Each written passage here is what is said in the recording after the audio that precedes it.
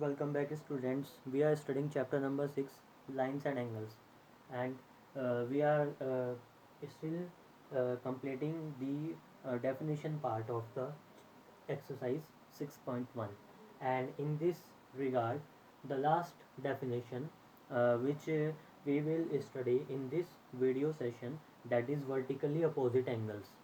Okay, when two lines intersects each other, then at the intersecting point, two pair of vertically opposite angles are formed.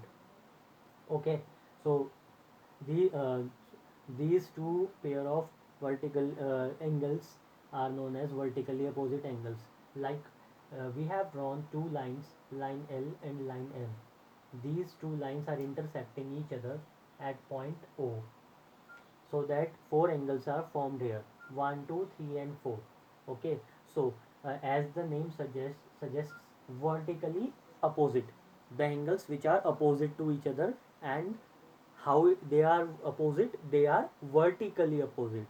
So angle 1 is opposite to angle 2, and angle 3 is opposite to angle 4, and they are also vertically opposite vertically, angle 3 and angle 4, and similarly angle 1 and angle 2. So the vertically two pair of vertically opposite angles that are formed here are angle 1 and angle 2, similarly angle 3 and angle 4. So there are the two pairs of vertically opposite angles, and there is one property of these vertically opposite angles are here: vertically opposite angles are equal to each other.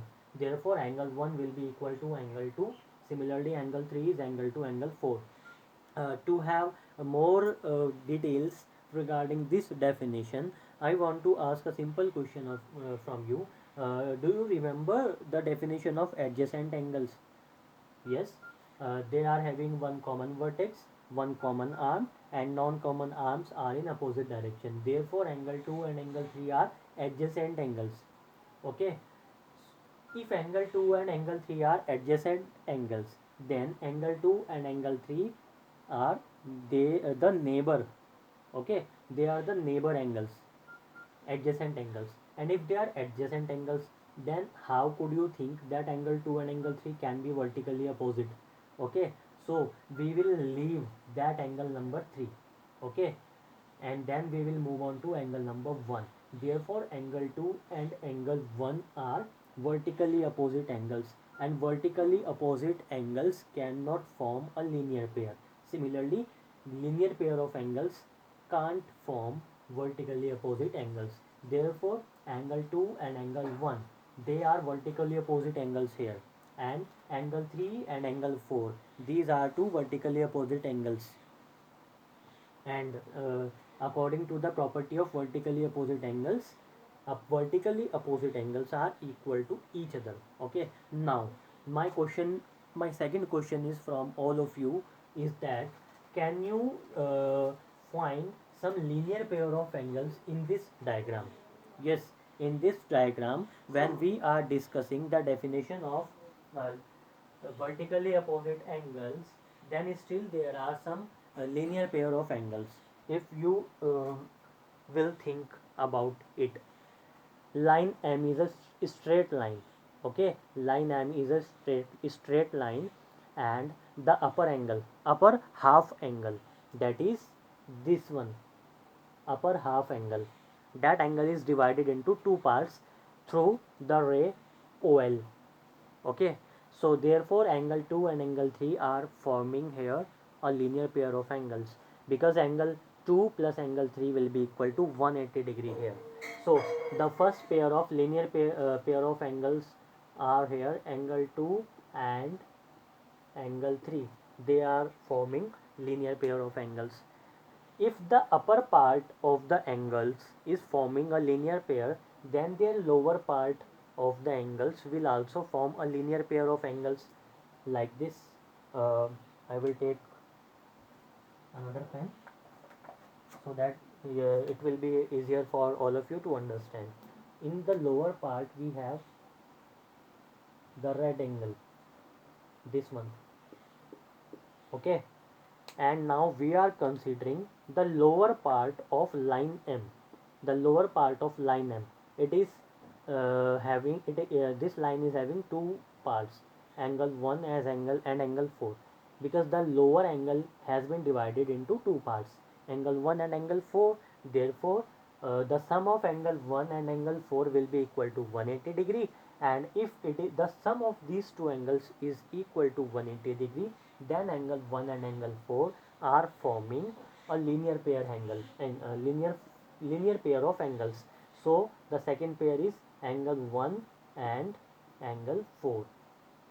These two angles are also forming a linear pair of angles.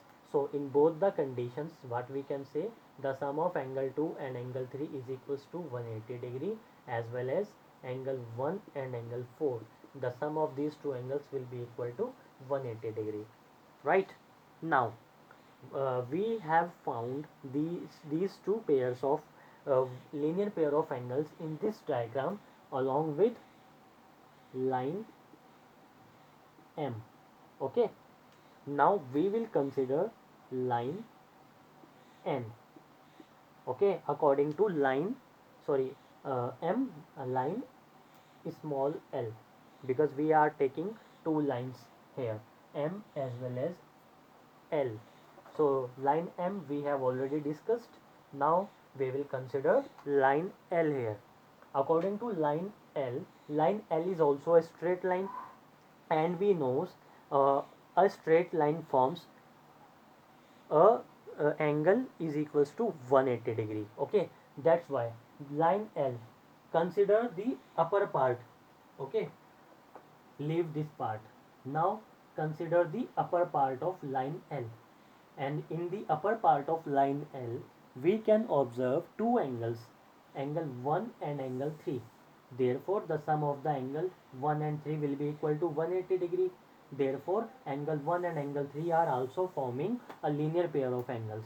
So angle 1 and angle 3 forms a linear pair of angles, and that's why angle 1 plus angle 3 will be equal to 180 degree.